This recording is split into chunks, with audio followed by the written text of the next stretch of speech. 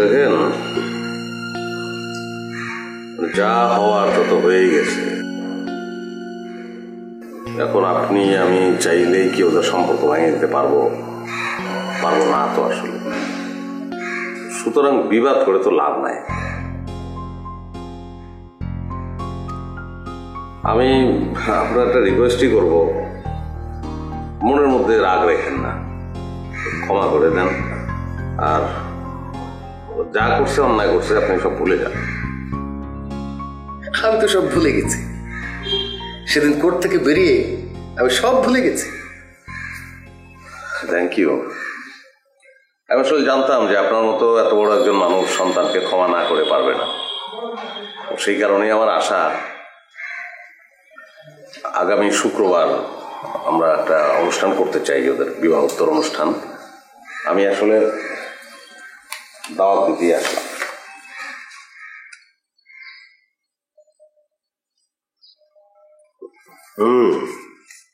বেশ তাড়াহুড়ো করে করছেন সব। হ্যাঁ, করতে যখন হবে দেরি করে লাভ কি। যাই হোক, আপনি মামিমার একটু খবর দেন, আমি একটা কার্ড তার হাতেও তুলে দিতে চাই।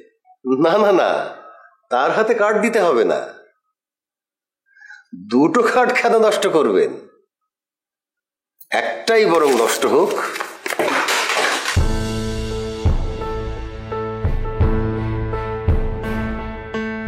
কাল কোর্ট থেকে বেরিয়েই আমি ভুলে গেছি আমার কোনো সন্তান আছে।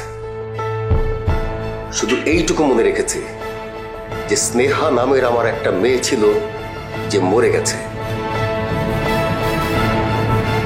আর তাকে মেরেছেন আপনি, আপনার ভাই।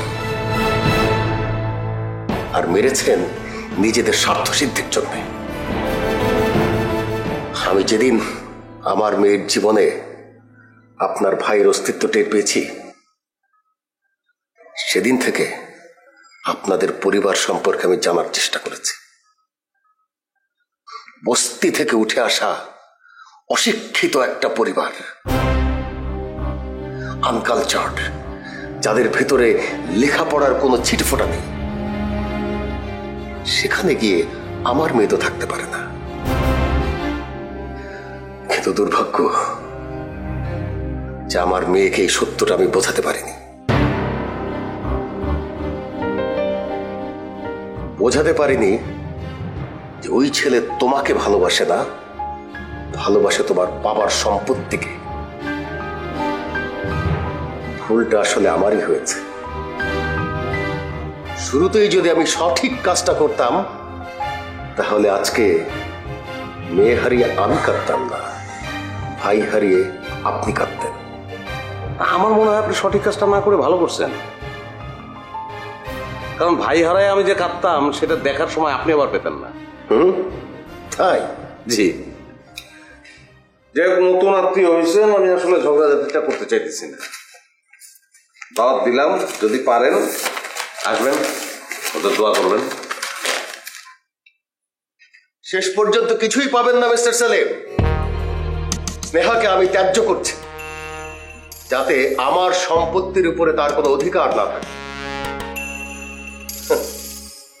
খুব লোভ আমার সম্পত্তির উপরে আপনার, তাই না? কিন্তু শেষ পর্যন্ত কি পেলেন? ফলাফল শূন্য। খালি হাতে আপনাকে ফেরাচ্ছি না আমি। সন্তান হারানোর যে বেদনা আমার বুকে বাজছে, আপনার বুকে ঠিক একই রকম বেদনা আমি বাজাবো।